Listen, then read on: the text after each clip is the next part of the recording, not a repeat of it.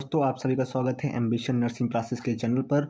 और आज की जो हमारी वीडियो है वो है माइक्रोबायोलॉजी पार्ट 2। ठीक है, पार्ट 1 ऑलरेडी अपलोडेड है, जिन्होंने नहीं देखा है उसको जाके देख लें। ठीक है, तो इसमें हम कवर करने वाले हैं from the topic hyper sensitivity और एलर्जी जिसे कहते हैं। ठीक है, तो इसमें बेसिकली दिया गया है क्या होता है हाइपर सेंसिटिविटी, वो देख लेते हैं हम।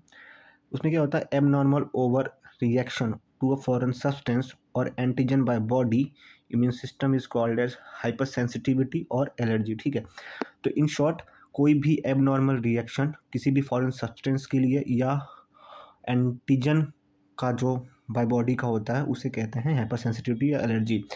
तो इसमें एक चीज़ और होती है, कोई भी substance that produce the manifestation of allergy is called as allergen.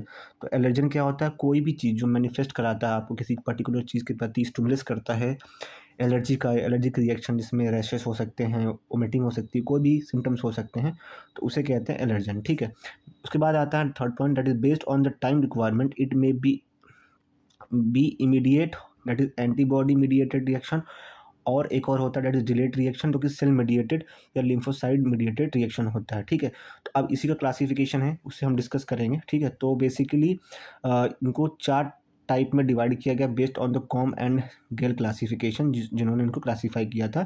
तो पहला देखते हैं। ठीक है, पहले वाले केस में दिया गया है आपको type 1, that is anaphylactic reaction. Anaphylactic reaction is also called as classical immediate hyper sensitivity reaction, जिसका अदर नेम भी है। It is shock like condition resulting from the action of histamine. ठीक है, तो हिस्टामाइन के एक्शन की वजह से शॉक लाइक कंडीशन प्रोड्यूस हो जाती है। उसके बाद जो क्या होता है इसमें कि if body over react to the previously sensitized foreign antigen formed excess IgE का फॉर्मेशन हो जाता है किसी भी प्रीवियसली सेंटिसाइड फॉरेन एंटीजन के अगेंस्ट में, और फिर जो आईजीई होता है वो बाइंड करता है to the mast cell and release the some substance like histamine. ठीक है, जो कि chief chemical mediator of allergic reaction होता है इस पर्टिकुलर केस में, टाइप 1 के केस में। ठीक है, जो कि हम टाइप 1 के केस में डिस्कस कर रहे हैं। उसके बाद क्या होता है कि इसमें प्रोस्टागैलेडिन और फिर ब्रैकाइडिन करके को केमिकल्स होते हैं, लिको ट्राइन हेपरिन और फिर सीरोटोइन। ठीक है, ये सब जो होते हैं ये पर्टिकुलर सब्सटेंस रिलीज होते हैं जो कि रिस्पॉन्सिबल होते हैं फॉर दी एलर्जिकल सिम्टम्स। ठीक है, उसके बाद देखते हैं this chemical substance are responsible for allergic और एनाफिलेटिक रिएक्शन, जिसे मैंने बताया कि ये जो पर्टिकुलर कंपाउंड होते हैं यही रिस्पॉन्सिबल होते हैं। It is characterize by the feature. अब किस पर्टिकुलर फीचर से कैरेक्टराइज होते हैं वो देख लेते हैं। उसमें है यूरिटिकेरिया और hives, appearance of elevated patches जो कि व्हील्स्ड फॉर्म में होते हैं, which are red pale in colour, causes severe itching. तो इसमें बहुत ज़्यादा इचिंग होने की कंडीशन हो जाती है। ठीक है, फिर इसमें जो और भी कंडीशंस हैं, जो कैरेक्टरिस्टिक्स हैं, वो हैं एगिनोडीमिया। ठीक है, उसके बाद हाइपोटेंशन हो जाता है, फिर रेनाइटिस हो जाती है। ठीक है, ब्रोंकोस्पैम विच कॉजेज एयरवे कॉन्ट्रैक्शन। तो इसमें एयरवे कॉन्ट्रैक्शन होने की संभावना भी हो जाती है। इसी के अंदर आता है एटोपिक और एटोपिक एलर्जी, एक natural occurring familial genetic hypersensitivity reaction है जो कि मैनिफेस्ट होता है बाय द अस्थमा एंड है फीवर। तो 2 कंडीशन में पर्टिकुलर एलर्जिकल एलर्जी हो सकती है। ठीक है, टाइप 2 जो कि साइटोटॉक्सिक रिएक्शन होता है। ठीक है, अब इसमें क्या होता है कि साइटोटॉक्सिक रिएक्शन में इन्वॉल्व होता है आईजीजी और आईजीएम, दैट इज एंटीबॉडी।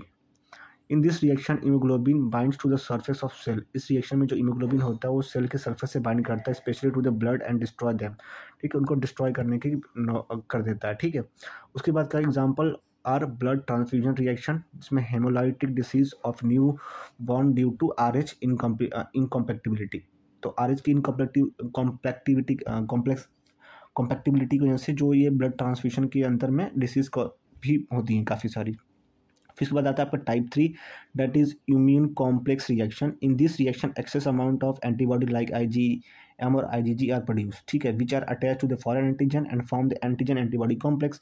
क्योंकि इन दोनों का अटैचमेंट हो जाएगा तो एंटीजन एंटीबॉडी कॉम्प्लेक्स बनेगा। This immune complex deposit in the local area like joints, kidney, ठीक है, और हार्ट में। ठीक है, फिर type 3 reaction mainly responsible for autoimmune disorder. तो इसमें एटोइम्यून डिसऑर्डर होने की संभावना ज़्यादा होती है। ठीक है, कुछ नेम यहाँ पे मेंशंस हैं। ठीक है, जो इसकी वजह से होते हैं, हार्ट डिसीज़ भी एक होती है, फिर सिम्टमिक ल्यूपस होता है, ठीक है, सीरम सिकनेस होता है, फिर काफ़ी सारे जो डिसीज़ हो सकते हैं इसकी वजह से। फिर serum sickness is a systematic form of type 3 reaction. तो इसमें से जो सीरम सिकनेस होती है वो एक systematic form of type 3 reaction होती है, विच अपीयर्स कितने दिन के बाद, appears 7 to 12 day of injecting serum like diphtheria antitoxin, ठीक है। तो ये हो गया टाइप 3 के बारे में। Moving next, that is type 4। तो इसमें क्या, डिलेड हाइपर सेंसिटिविटी या T cell mediated hypersensitivity. इसमें it involve T lymphocyte instead of immunoglobulin. तो इसमें टी लिम्फोसाइट इन्वॉल्व होते हैं, ना कि इमोग्लोबिन।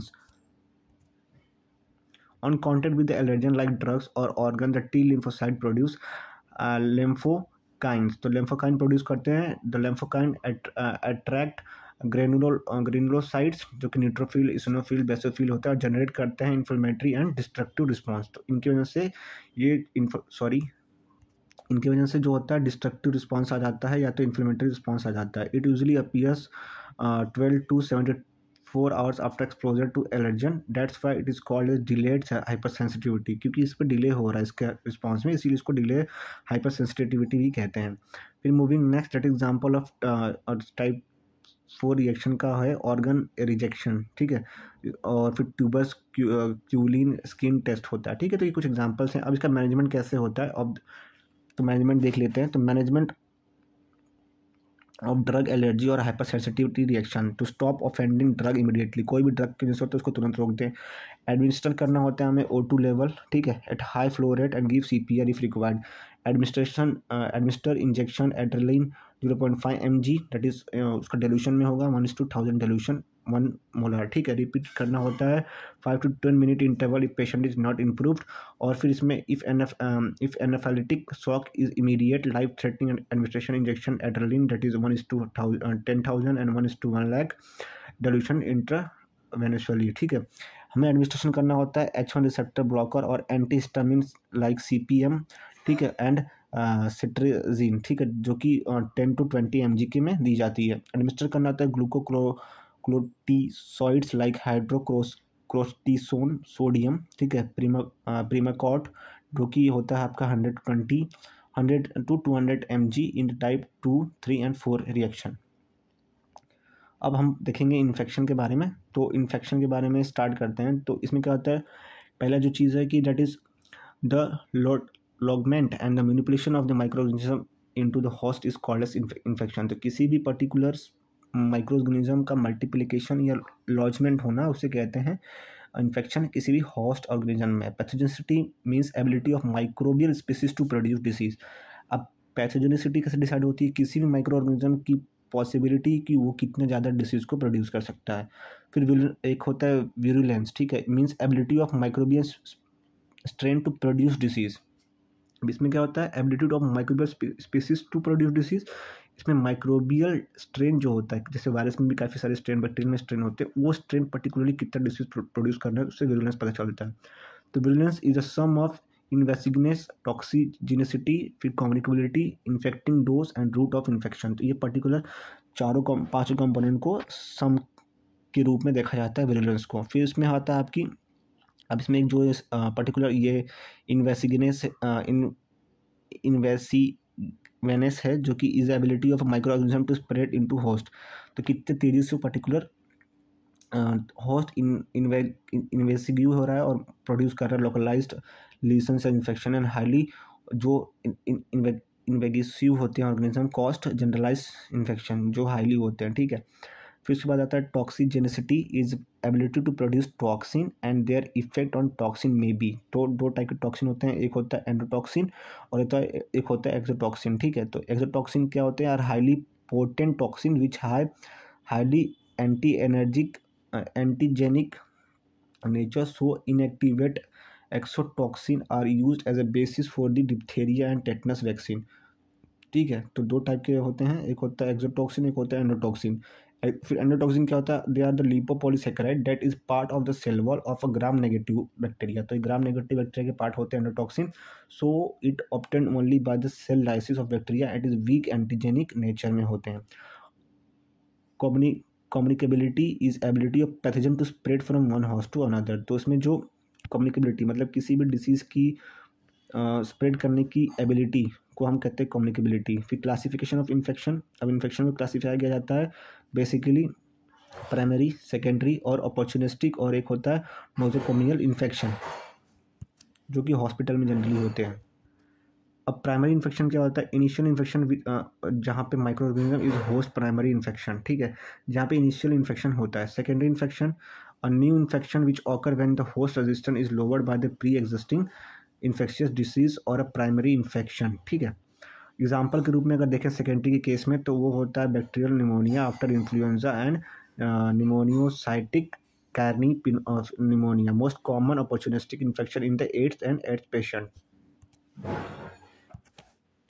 फिर थर्ड है अपॉर्चुनिस्टिक इन्फेक्शन। तो इसमें क्या होता है? Any infection that result from the defective immune system, so person can not defend against the pathogen normally found in the environment. तो ये डिफेक्टिव इम्यून सिस्टम की वजह से होता है। फिर opportunistic infection are common in the AIDS patient like herpes simplex या फिर टॉक्सोपैलोमोसिस या ट्यूबरकुलोसिस में, क्योंकि उसमें इम्यून सिस्टम ऑलरेडी डिफेक्टिव हो जाता है, वीक हो जाता है, तो कोई और डिसीज उस पर इम्पैक्ट कर देती है। फिर few microbes which are not normally pathogen can take advantage of the lower immunity and produce disease, जैसे मैंने बताया आपको, ठीक है। Opportunistic infection are seen in the patient with the in part defence against the disease in the condition like cystic fibrosis, poorly control diabetes, फिर mellitus acquired और congenital immune deficiency और the organ transplant, ठीक है। तो ये generally होते हैं। उसके बाद आपका जो फोर्थ एक्ट आता है दैट इज नोजोकोमियल इन्फेक्शन, जो कि हॉस्पिटल एक्वायर्ड होता है। इसमें क्या होता है? क्रॉस इन्फेक्शन, ठीक है, विच एक्वायर्ड इनटू हॉस्पिटल और other health care setting is called as nosocomial infection. It is a new disorder which occur during the hospital stay. जब आप हॉस्पिटल में होते हैं तो पर्टिकुलर डिसीज होने की संभावना बढ़ जाती है, which is not related to the primary condition of the patient. Most common infection occur in the hospital is the pseudomonas की वजह से, ठीक है। Patient in the burn unit and surgical intensive care unit have the highest rate of the nosocomial infection, ठीक है। उसके बाद होता है फोकल इन्फेक्शन। फोकल इन्फेक्शन क्या होता है? Infection that localise site like appendix और tonsil but produce generalised manifestation called as focal infection. तो इसको लोकलाइज साइट्स दो ही होते हैं बट उनकी जो मैनिफेस्टेशन होती है उसको कहते हैं फोकल इन्फेक्शन। फिर लेट्रोजेनिक इन्फेक्शन और a physician acquired infection, infection to a patient by the activity of a surgeon और फिजिशियन ड्यूरिंग द मेडिकल और सर्जिकल इंटरवेंशन। तो कोई भी डिसीज जो कि आपको फिजिकल फिजिशियन के या सर्जन के द्वारा या सर्जिकल इंटरवेंशन के द्वारा जब हो जाए तो उसे कहते हैं लेट्रोजेनिक या फिजिशियन एक्वायर्ड इन्फेक्शन। उसके बाद impairment of the health, handicap, disability और death due to the professional activity that is preventive diagnostic और therapeutic procedure of any health profession is called as iatrogenic और physician induced disease। इसके बाद आता है cross infection, जो कि होता है infection to patient from the external source when patient is suffering from other non infection disease. किसी और नॉन इन्फेक्शन डिसीज सफ़र कर रहा और उसे कोई एक्सटर्नल सोर्स से कोई डिसीज़ हो जाए तो उसे कहते हैं cross infection. Such infection such in as infection into burn patient, तो जो बर्न पेशेंट के केस में होता है। मूविंग नेक्स्ट, इसी में क्या होता है? जो कि transfer of an infection organism और disease from one patient in the hospital to another. इसके बाद होता है सब क्लिनिकल इन्फेक्शन। तो infection without any clinical manifestation को कहते हैं सब क्लिनिकल इन्फेक्शन। और इसमें क्या एक बहुत ही डेंजरस इन्फेक्शन होता है बिकॉज इसमें कोई पीरियड की this period the effectivity is severe and hidden. इसमें कोई भी सिम्टम्स नहीं दिखते हैं और एक सीवियर कंडीशन भी हो जाती है। फिर होता है एक source of infection. The source of infection into man are man himself as case of a carrier animal that is zoonosis, rabies, ठीक है। Insect called arthropod borne disease, malaria हो गए, फीमल एनोफिलस, मॉस्किटो, सॉइल हो गए, ठीक है, water हो गए और फूड्स हो गए। Method of transmission of infection transmission, तो अब इसमें हम देखेंगे कि मेथड कितने हैं जिसके थ्रू डिसीज ट्रांसमिट होती हैं, ठीक है।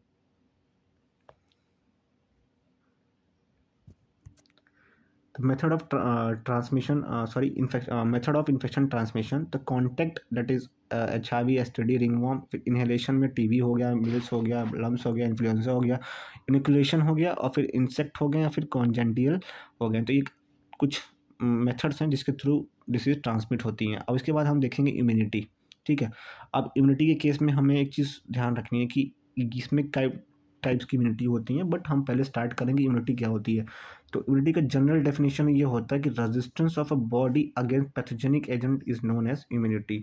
तो किसी भी पैथोजन, चाहे वो वायरस हो, फंगी हो, बैक्टीरिया हो, चाहे जो भी पैथोजेनिक एक्टिविटी परफॉर्म करते हैं इन दी होस्ट, उसकी अगेंस्ट पे अगर बॉडी रेजिस्टेंस शो करती है तो उसे हम कहते हैं इम्यूनिटी। अब इम्यूनिटी कितने टाइप की होती हैं, तो यहाँ पे फ्लो चार्ट के द्वारा बताया गया है कि type of immunity, innate immunity, acquired immunity. अब इनेट इम्यूनिटी जो होती है वो बेसिकली सिंपल होती है, बट एक्वायर्ड इम्यूनिटी को फर्दर क्लासीफाई किया गया एक्टिव इम्यूनिटी और पैसिव इम्यूनिटी। अब एक्टिव इम्यूनिटी में नेचुरल और आर्टिफिशियल। अब एक्टिव इम्यूनिटी नेचुरली भी हो जाती है और आर्टिफिशियली इंड्यूस भी किया जाता है बॉडी के अंदर। अब पैसिव इम्यूनिटी नेचुरल और आर्टिफिशियल दोनों होती है। Innate immunity. No need to prior contact to the antigen. It is the inborn capacity of a body to resist infection which is genetically transmitted from one generation to another. तो ये inbuilt capacity होती है किसी भी body की, ठीक है। Example के नाम पे देखें तो innate immunity or inborn immunity against a particular disease into a specific species, race and individual. It is provided by the epithelium surface. Cellular factor होते हैं और हार्मोनल फैक्टर भी होते हैं, ह्यूमरल फैक्टर भी होते हैं। फिर cellular factor involve into innate immunity are phagocytosis, inflammation, fever, और इंटरफेरॉन्स होते हैं which help in the recovery from the viral infection. फिर ह्यूमरल फैक्टर जो होते हैं involve into the innate immunity are C-reactive protein. It play important role in the resolution of the inflammatory process. इनमें जो inflammatory process होती है इसमें जो C-reactive proteins होते हैं वो important role play करते हैं। लाइजोजाइम्स होते हैं जो बैक्टीरियोसाइडल एंजाइम होते हैं found in the saliva, tear and semen. तो ये जनरली बैक्टीरिया को किल करते हैं। Peyer patch in the intestine, bactericidin और HCl acid in the stomach. तो ये जनरली इनेट इम्यूनिटी होती है जो कि कोई प्रायर कॉन्टैक्ट के बिना एंटीजन को किल कर सकती हैं। उसके बाद आती है आपकी एक्वायर्ड इम्यूनिटी।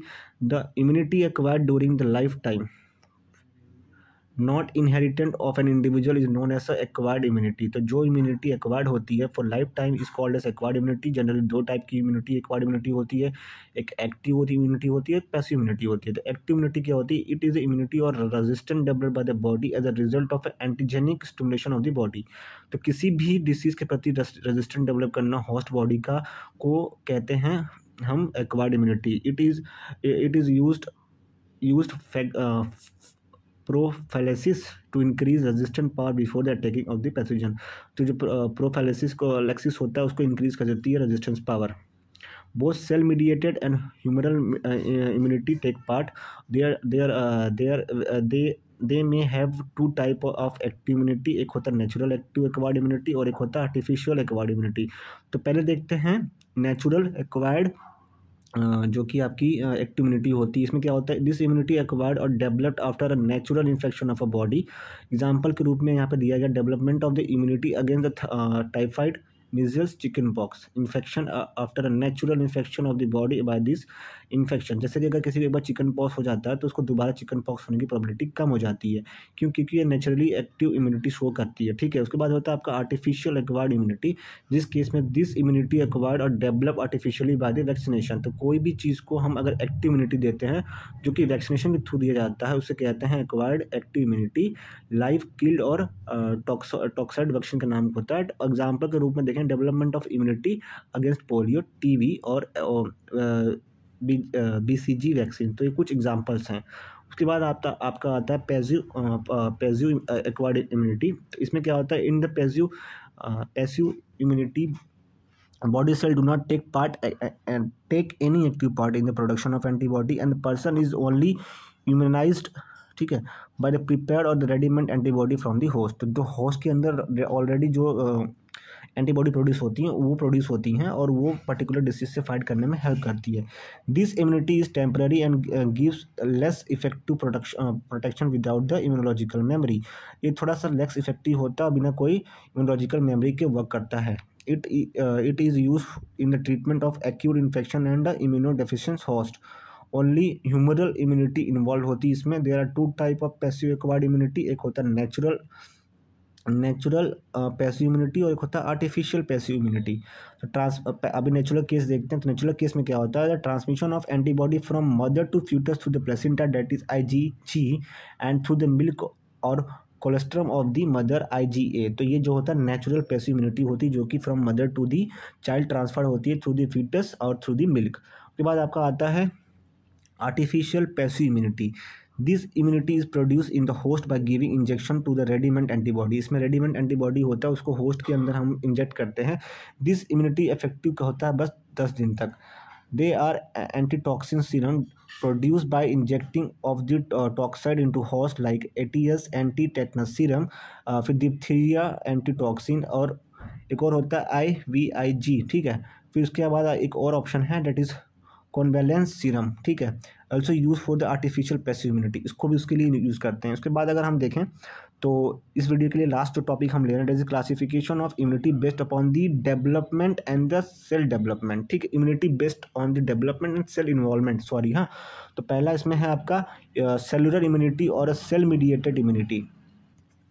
इसमें क्या होता है, this immunity developed by the T lymphocyte. तो सेलुलर इम्यूनिटी और सेल मीडिएटेड इम्यूनिटी होती है और टी लिम्फोसाइट के द्वारा डेवलप होती है। It produce major defence against virus, fungus and few bacteria. तो इसका जो डिफेंस मैकेनिज्म होता है वो किसके अगेंस्ट में होता है, वो जनरली होता है वायरस, फंगी और फ्यू बैक्टीरिया के अगेंस्ट में होता है, ठीक है। उसके बाद जो लास्ट है क्लासिफिकेशन का मोड में इम्यूनिटी के based on development and cell involvement में, तो उसमें है ह्यूमरल इम्यूनिटी और बी सेल इम्यूनिटी। तो इसमें क्या होता है, this immunity development by the immunoglobin produce by the B lymphocyte. तो जो इमोग्लोबिन प्रोड्यूस होता है बी लिम्फोसाइट से, उसकी इन्वॉल्वमेंट होती है। तो उसमें क्या होता है, द प्लाज्मा सेल जो कि डिराइव्ड होती है फ्रॉम द बी लिम्फोसाइट, वो क्या जो डिराइव्ड होती है वो प्रोड्यूस करती है 5 टाइप ऑफ एंटीबॉडीज और इमोग्लोबिन, जिसको हम कहते हैं IgA, IgD, IgE, फिर IgM और IgG। तो ये कुछ एंटीबॉडी कहाँ या आप कह लें इमोग्लोबिन है जनरली जो प्रोड्यूस होती है प्लाज्मा सेल से। तो वो इस ह्यूमरल इम्यूनिटी में प्ले करती है अपना रोल, या आप उसे कह सकते हैं सेल बी सेल इम्यूनिटी, जो कि जनरली बी लिम्फोसाइट प्रोड्यूस करती हैं। और उसमें जो 5 टाइप की जो आपकी प्लाज्मा सेल्स होती हैं वो प्रोड्यूस करती हैं, ठीक है। तो इसमें क्या होता है, इमोग्लोबिन जो होती है IG are diverse form of plasma polypeptide. तो इसमें क्या होती है, diverse form of plasma polypeptide होती है, कौन सी IG, ठीक है। जिसमें एग्जाम्पल के रूप में देख लें ग्लाइकोप्रोटीन, जो कि ग्लूकोज से ग्लाइकोजन से और प्रोटीन के कॉम्बिनेशन से बनता है, that bind the antigenic protein and serve as one of the body primary defence against the disease. तो ये जो ग्लाइकोप्रोटीन होता है जिसको हम IG कहते हैं, ये primary defence against the disease के रूप में काम करते हैं, ठीक है। तो जनरली इस पर्टिकुलर ह्यूमरल इम्यूनिटी या बी सेल इम्यूनिटी में आपके बी लिम्फोसाइट का ही वर्क होता है। और इसी में अगर आप देखेंगे तो काफ़ी चीज़ें यहाँ पे इंपॉर्टेंट दी गई थी। तो अगर आप इन सभी का नोट्स बना लेते हैं, काम की चीज़ें हैं, ठीक है। अब बेसिकली अगर इसमें से जो इंपॉर्टेंट पार्ट है वो ये फ्लो चार्ट, इस फ्लो चार्ट में आपको सीधे दिया गया है। पहली बात तो इम्यूनिटी के बारे में डेफिनेशन दे दिया गया है यहाँ पे, ठीक है, इम्यूनिटी का डेफिनेशन दे दिया गया है। एक सेकेंड ना, उसके बाद कितने टाइप की इम्यूनिटी होती है सीधी इस फ्लो चार्ट में मेंशन किया गया इम्यूनिटी के डेफिनेशन, और फिर इनेंट इम्यूनिटी और एक्वायर्ड इम्यूनिटी। तो अब इन फ्लो चार्ट का अगर रखेंगे यहाँ पे बस 2 पॉइंटर बना लीजिएगा, ठीक है। इट विल बी हेल्पफुल, क्योंकि बहुत इजी होता है रिवीजन के टाइम पे फ्लो चार्ट के थ्रू। और एक्टिव इम्यूनिटी जिसमें नेचुरल और आर्टिफिशियल, और फिर पैसिव में भी आपका नेचुरल और आर्टिफिशियल। तो जैसे कि अगर हमने सब कवर कर लिया यहाँ पे, ठीक है, तो जैसे मैं बताया था आपको ह्यूमरल इम्यूनिटी और या फिर cell B cell immunity, cell immunity. तो इसमें जनरली बी लिम्फोसाइट और टी लिम्फोसाइट का खेल होता है। तो उसी के बेस पे इन्होंने डिफरेंशिएट किया हुआ है दोनों इम्यूनिटी को, दैट इज एक डेवलपमेंट और सेल इन्वॉल्वमेंट के बेस पे इम्यूनिटी क्लासिफिकेशन इन्होंने किया था। तो फिलहाल के लिए इस वीडियो में इतना ही, ठीक है। तो मेक श्योर करिएगा आप हमारे चैनल को लाइक, शेयर और सब्सक्राइब करें। और हमारी जो PR यादव की जो बुक सीरीज चल रही है हमारे चैनल पे, उसके थ्रू कंटिन्यूस वीडियो आपको मिलते रहेंगे, ठीक है।